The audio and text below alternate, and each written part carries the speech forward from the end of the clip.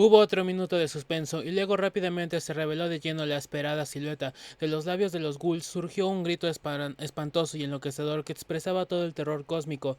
Terror cósmico! El viajero sintió en el alma un frío como no había sentido jamás. Aquella forma colosal y bamboleante des- que descollaba por encima de la cordillera era solo la cabeza, una doble cabeza mitrada bajo la cual, con su terrible inmensidad, avanzaba a saltos por el desierto helado, el cuerpo monstruoso al cual pertenecía. Grande como una montaña, el monstruo caminaba de manera furtiva y silenciosa. Su gigantesca figura era entre humana y de hiena, y al trotar su par de cabezas tocadas con una mitra cónica se recortaba contra el cielo hasta media altura del cenit. Carter no llegó a perder el conocimiento ni dejó escapar ningún grito porque era un soñador veterano, pero miró hacia atrás y se sacudió de horror al ver que aún venían más cabezas monstruosas recortadas por encima de los picos, avanzando furtivamente detrás de la primera, y justo detrás de ellos descubrió que tres de las figuras detalladas en las montañas cuyos perfiles se esbozaban sobre las estrellas del sur caminaban sigilosas y pesadamente, dando a sus mitras una oscilación de varios miles de pies al bambolear sus cabezas. Las montañas esculpidas, pues, no habían perdurado en el semicírculo del norte de Inquanok, inmóviles en su hierativa postura con sus manos derechas tendidas hacia arriba, tenían una misión que cumplir y no lo habían descuidado, pero era horrible que no hablaran jamás, que jamás hicieran el menor ruido al caminar.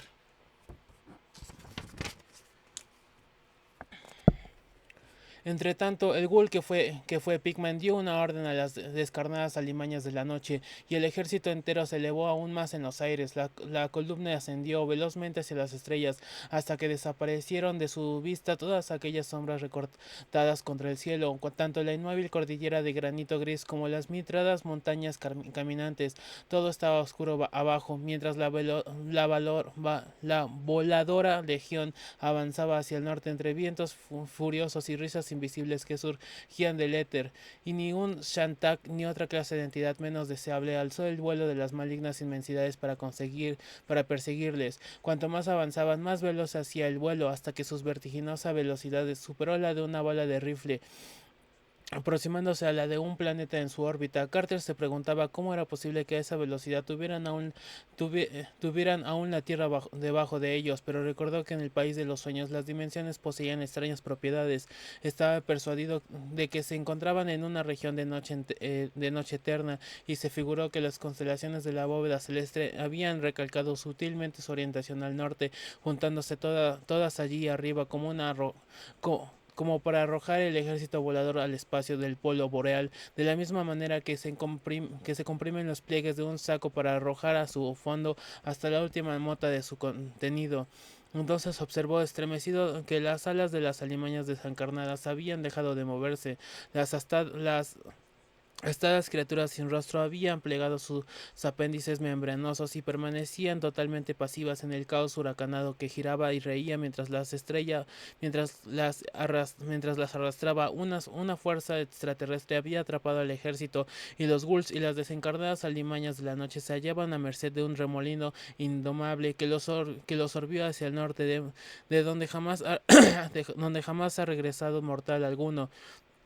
Finalmente entrevieron una pálida luz solitaria en la raya del horizonte, la cual se fue elevando a medida que ellos se aproximaban, y bajo ella vieron extenderse una masa negra que tapaba las estrellas. Carter entendió que debía de ser algún faro ubicado sobre una montaña, ya que solo una montaña podía ser tan enorme como para verse desde tan prodigiosa altura. La luz se fue elevando más y más, así como la negrura que parecía sostenerla, hasta que la mitad del firmamento septentrional quedó oscurecido por aquella masa cónica y rugosa. Aun cuando el ejército viajaba a una altura inconcebible, aquel faro pálido y siniestro se alzaba por encima de él, desarrollado monstruosamente sobre todas las cumbres, demás accidentes de la Tierra, hasta alcanzar el éter inconsistente donde oscila la luna misteriosa y los locos planetas. Aquella montaña que se alzaba frente a ellos no era ninguna de las conocidas por el hombre. Las altas nubes de allá abajo, no formaban sino una ola en torno a sus estribaciones, y el aire repugnante de las más altas capas de la atmósfera no era sino una franja para los flancos. Aquel puente entre la tierra y el cielo ascendía espectral y altivo, tenebrosa en la noche eterna, y estaba coronado por una diadema de desconocidas estrellas cuyo espantoso y significativo trazado se iba haciendo cada vez más visible. Los ghouls chillaban aterrados al descubrirlo, y Carter se estremeció ante la posibilidad de que todo el veloz ejército se estrellara contra el onis impertérrito de aquella muralla cíclopea.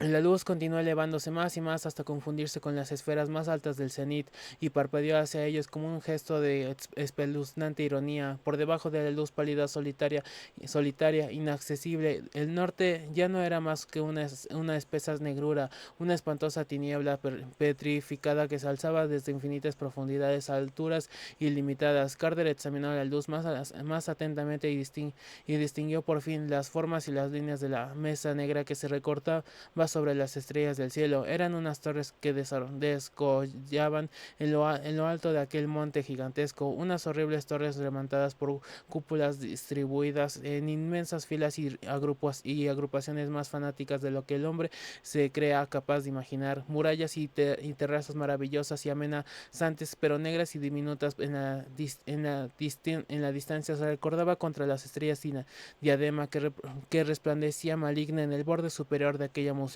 visión.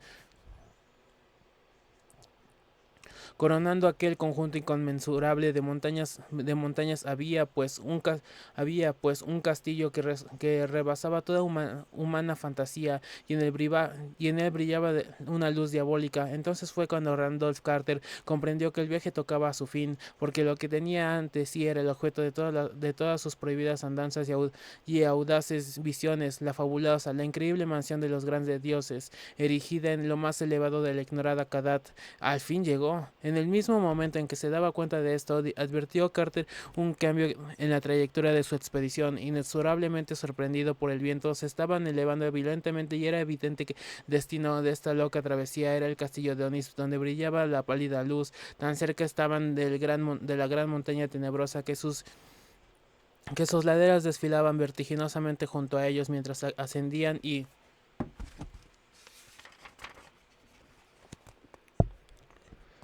con la oscuridad no podían distinguir entre ellas ninguno de sus detalles. Más y más crecían las inmensas torres negras de aquel castillo tenebroso, y Carter sintió que eran blasfemas por su misma inmensidad. Sus sillares podían muy bien haber sido tallados por los aborrecibles can, can, can, canteros de aquel horrible abismo abierto en la roca del monte que vieran en Niquanoc, porque sus dimensiones eran tales que junto a ellos un hombre parecía encontrarse al pie de una de las más grandes fortalezas de la tierra. La diadema de desconocidas estrellas fulguraba con un resplandor lívido y enfermizo por encima de las torres infinitas de altísimas cúpulas, y aparecía una penumbra fantasmal alrededor de las sombrías murallas del bruñido Onis. Ahora se veía que la pálida luz que había vislumbrado de lejos no era sino una ventana iluminada en la más alta de las torres, y mientras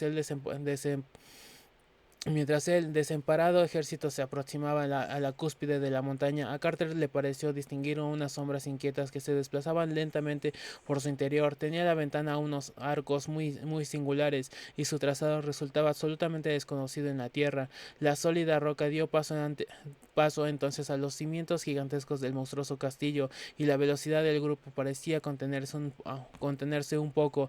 Aparecieron las enhiestas murallas, y luego surgió un vasto pórtico a través del cual fueron absorbidos los viajeros. La oscuridad reinaba en el titánico patio de armas, pero luego se hundieron en una oscuridad más espesa aún al precipitarse la columna voladora en un portal de arcos inmensos. En la tenebrosa oscuridad de aquellos laberintos de Onis se formaron torbellinos de viento húmedo y frío, y Carter no llegó a saber jamás qué gigantescas escalinatas y corredores atravesaron en aquella loca carrera que no parecía terminar nunca. El impulso terrible los arrastraba invariablemente hacia arriba, y ni un ruido, ni un roce, ni un destello fugaz rasgó el espeso velo del misterio. El ejército de ghouls y desencarnadas alimañas de la noche eran innumerables, pero aún así se perdían en los prodigiosos espacios de aquel castillo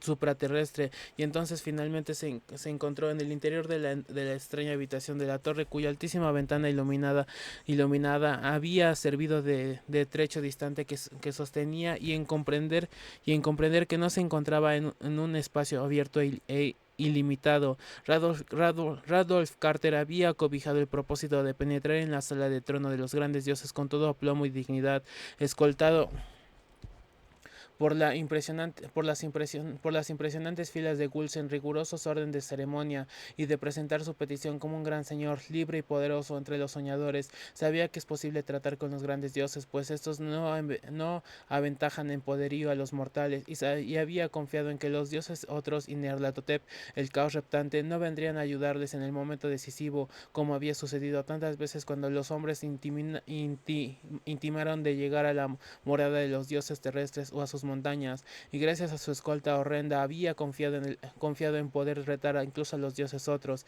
Si llegaba el caos, pues los ghouls no tienen dueño ni señor, y las desencarnadas alimañas de la noche no obedecen a Nyarlathotep, sino solo al arcaico Nodens.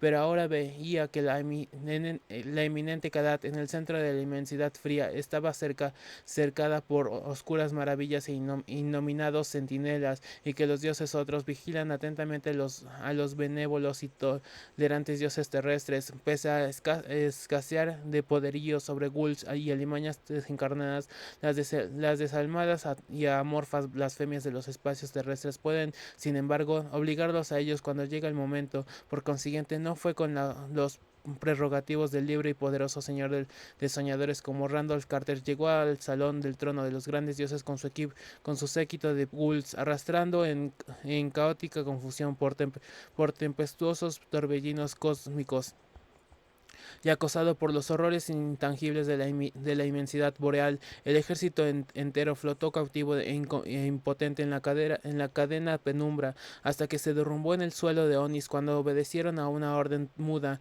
los vientos del terror se disiparon. Randolph Carter no llegó ante ningún dorado dosel, ni vio allí círculo alguno de augustos seres mimbados, de rasgados ojos, largas orejas, fina nariz y barbilla puntiaguda, cuyo parecido con el rostro esculpido en granit pudiera señalarles como aquellos a quienes debían dirigir sus plegarias.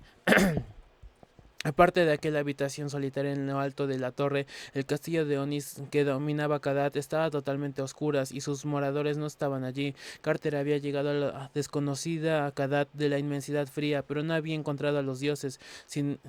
Sin embargo, la desmayada luz brillaba en aquella habitación de la torre de dimensiones inmensas, cuyos muros y techo casi se perdían de vista en la neblina de la distancia. Era evidente que los dioses terrestres no estaban allí, pero de alguna manera se percibían ciertas presencias menos visibles. Allí donde están ausentes los dioses benignos y de la tierra, los dioses otros no dejan de tener representación, y ciertamente el castillo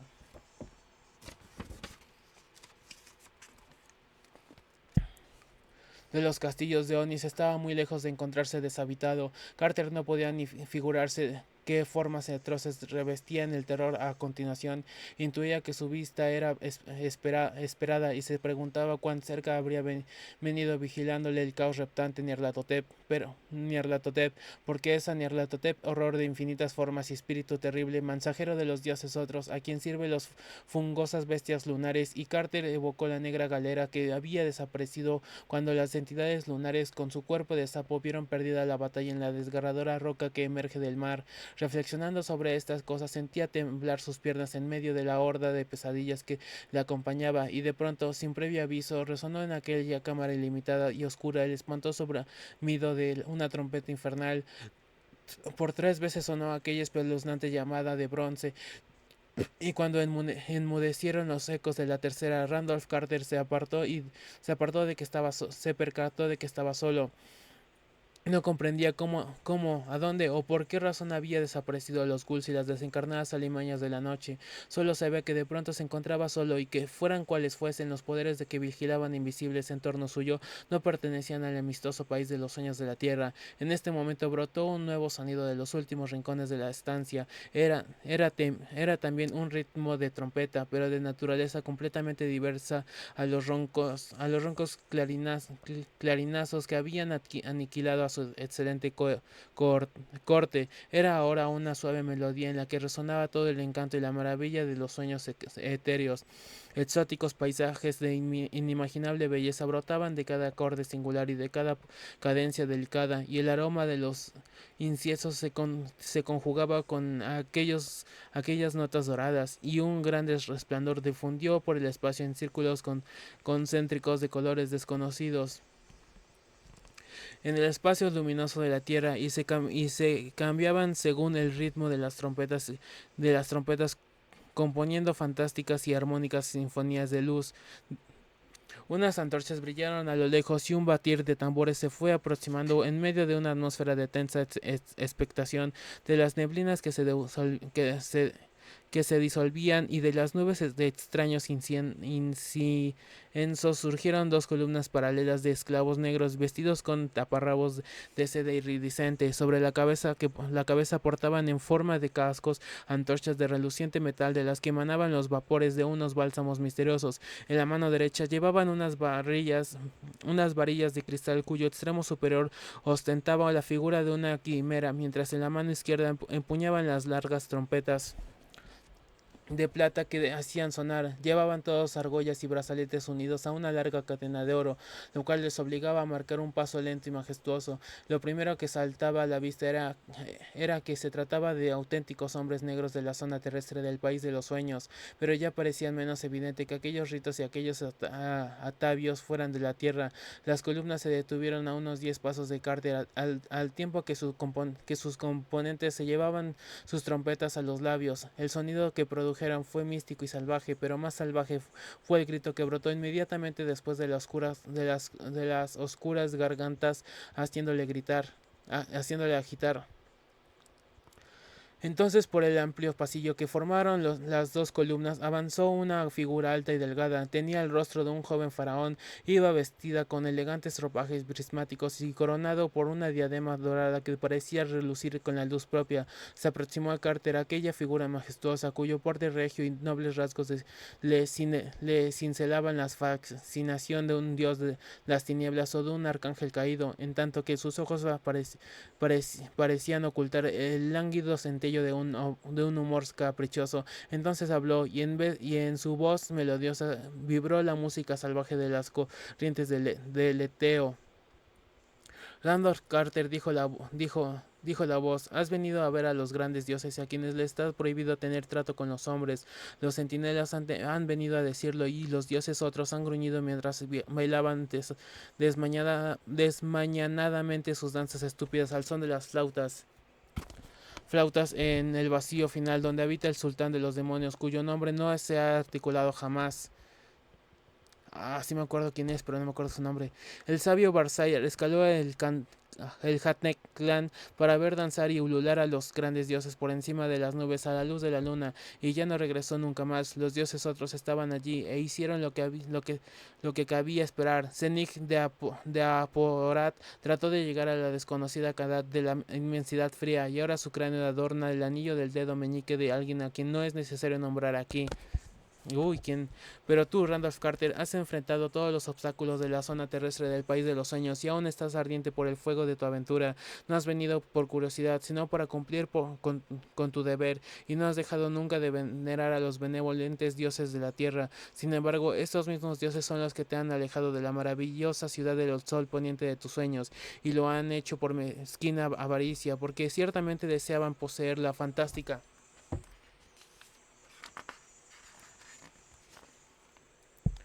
belleza de esa ciudad, concebida por tu fantasía y han jurado que en adelante ningún otro lugar será su morada, y así han abandonado este castillo que poseen en la ignorada Kadat para situarse en tu ciudad maravillosa, y allí durante el día recorren el palacio de mármol veteado, y con el sol se pone, salen a los perfumados jardines para contemplar el dorado esplendor de los templos y columnas, los arcos de los puentes y los plateados surtidos de las fuentes, las grandes avenidas flanqueadas de ánforas cubiertas de flores y las hileras de relucientes estaturas de marfil, y cuando llega la noche suben a las altas terrazas y allí se sienten al relente en los bancos en los bancos de pórfido a escudriñar las estrellas, o se apoyan en las blancas balaustradas a contemplar la encrespada marca de techumbres y a ver cómo se van encendiendo una a una las ventanitas de los viejos y picudos hastiales con la luz acogedora y amarillenta de las velas.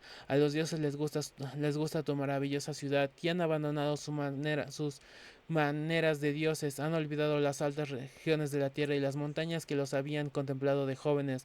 La tierra ya no tiene dioses que sean propiamente tales, y únicamente los dioses otros de los espacios exteriores que gobiernan la inmemorable Kadat. En el lejano valle de tu juventud, Randolph Carter, juegan ahora sin tribulaciones los grandes dioses. Has soñado demasiado bien, oh prudente señor, has conseguido que los dioses del sueño se aparten del mundo de las visiones comunes a todos los hombres, para establecerse en un universo que es absolutamente tuyo, y de los pequeños sueños de tu niñez has sabido edificar una ciudad más hermosa que todas las fabulosas fantasías nacidas hasta ahora. No es bueno que los dioses de la tierra abandonen sus tronos para que la araña teja en ellos su tela, y los dioses otros gobiernen a su manera tenebrosa, y no dudarían los poderes exteriores en arrastrarte al caos y al horror, Randolph Carter, ya que eres la causa de su zozobra. Si no supieran que tú eres el único que gobierna, que podría hacer que los dioses volvieran a su mundo, en esa zona semivigil del país de los sueños que te corresponde, no puede intervenir ningún poder de las últimas tinieblas, y solo tú puedes persuadir amablemente a los grandes dioses para que salgan para que salgan de tu maravillosa ciudad del sol poniente, a través de la región crepuscular del norte, y retornar al lugar que les corresponde, a la cima de la ignorada Kadat de la inmensidad fría. De manera, Randolph Carter era un hombre de los dioses otros. Te perdono y te conmino a que cumplas puntualmente lo que yo te ordene.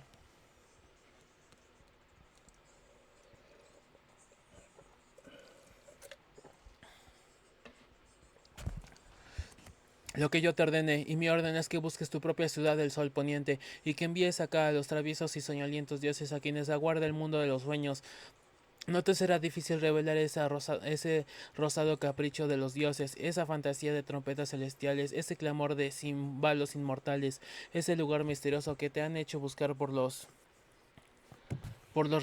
recintos del mundo vigil y por los abismos del sueño, atormentándote con insinuaciones y recuerdos evanescentes con el dolor de las cosas perdidas, trascendentales y terribles. No te será difícil encontrar ese símbolo, esa reliquia de tus días de ensueño, porque en verdad no es sino la gema inalterable y eterna donde toda maravilla fulgura cristalizada, iluminando tu camino nocturno. Escucha.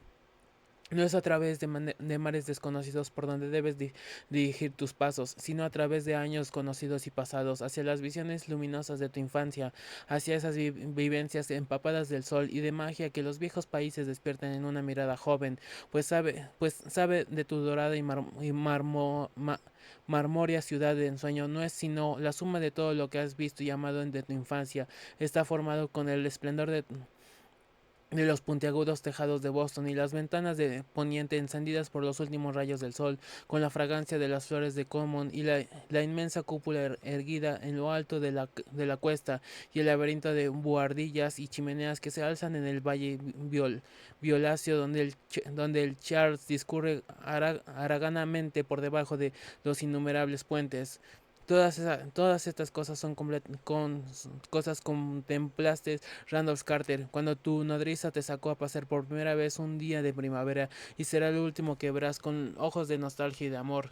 y tienen también la imagen de Salem y su historia sombría, y la de la espectral Marblehead, que escaló rocosos precipicios en los siglos del pasado, y el esplendor glorioso de las torres de Salem y de los campanarios que se ven a lo lejos desde los prados de Marblehead y desde el puerto tras el cual se pone siempre el sol. La ciudad de tu sueño está hecha de la fantasía y señorial Providence, con sus 7 colinas en torno al puerto azul, con sus terrazas de césped que conducen a campanarios y ciudadelas de una antigüedad viva aún, y de Newport que se eleva fantasmal de su escollera, y de Arkham también, con sus techumbres invadidas por el musgo y sus praderas ondulantes y rocosas, y de la antediluviana Kingsport, blanqueada por los años, ciudad de innumerables chimeneas y muelles desiertos y buhardillas torcidas, y de la maravilla de sus acantilados sobre el mar.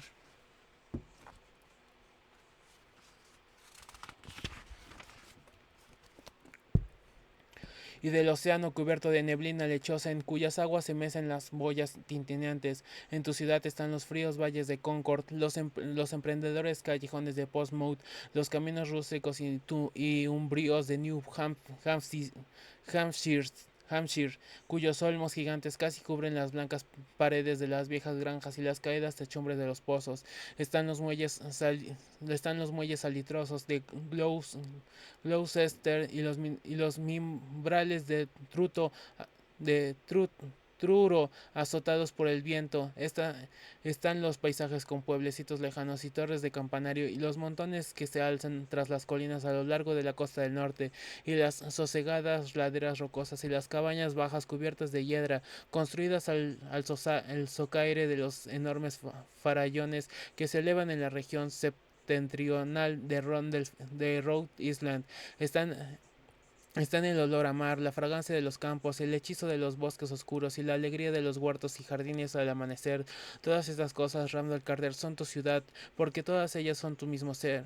Nueva Inglaterra te ha pronunciado la vida y ha derramado en tu espíritu un limpio encanto que no puede extinguirse. Este encanto moldeado, cristalizado y bruñido por los años de recuerdos y de ilusiones establece la misma esencia de tus maravillosas terrazas y tus puestos del sol y tus puestos de sol, y para encontrar encontrar este antepecho de mármol ornado de extraños jarrones y balaustrados esculpidas, y para descender finalmente por esas escalinatas deslumbrantes hasta las plazas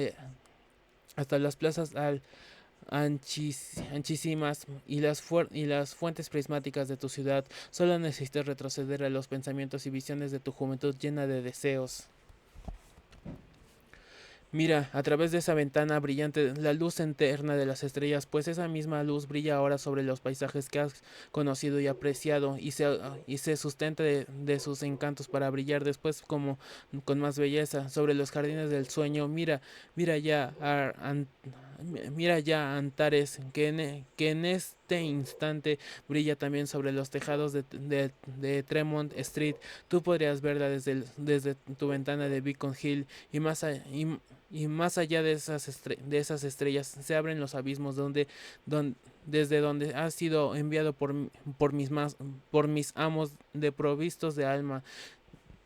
Algún día podrás atravesar tú también esos espacios, pero si eres sensato y te cuidaras de efectuar efectuar tal insensatez, porque de todos los mortales que han estado allí y han regresado, solo uno conserva sano su entendimiento tras los horrores lacerantes y desgarradores del vacío. Horrores y blasfemias se enorgullecen unos a otros en el espacio, y en los más pequeños hay más maldad que en los mayores, pero esto ya lo sabes por los hechos de los que han intentado entregarte a mí, mientras que yo ni siquiera alojaba intención alguna de hacerte el menor daño, y aún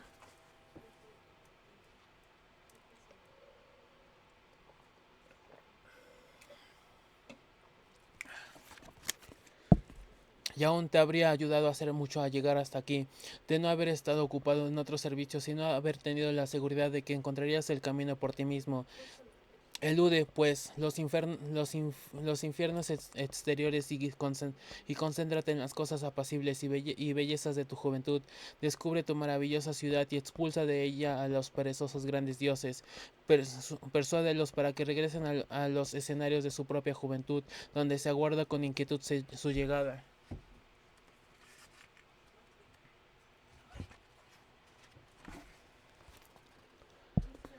Pero más fácil aún que el confuso camino de los recuerdos es el que voy a preparar para ti. Mira, ahí viene un monstruo Shantak guiado por un esclavo que para no trastornar tu espíritu ha sido forzado a permanecer invisible.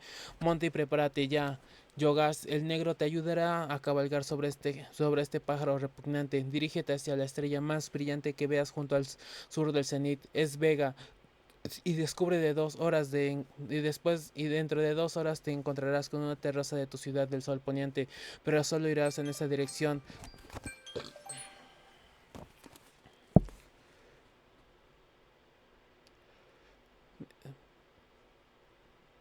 De 2 horas te encontrarás en una terraza de tu ciudad del sol poniente, pero solo irás en esta dirección hasta que oigas una lejana canción en lo alto del éter. Más arriba espía la locura, así que contén al Shantak en cuanto te sientas atraído por la primera nota de esa canción. Mira entonces hacia la tierra y verás brillar el fuego inmortal del altar de Iretna que se alza en la terraza sagrada de un templo. Ese templo se encuentra en tu ansiada ciudad del sol poniente, así que dirígete hacia él antes de que empiece a presentar atención a esos cánticos, porque de lo contrario estarás perdido.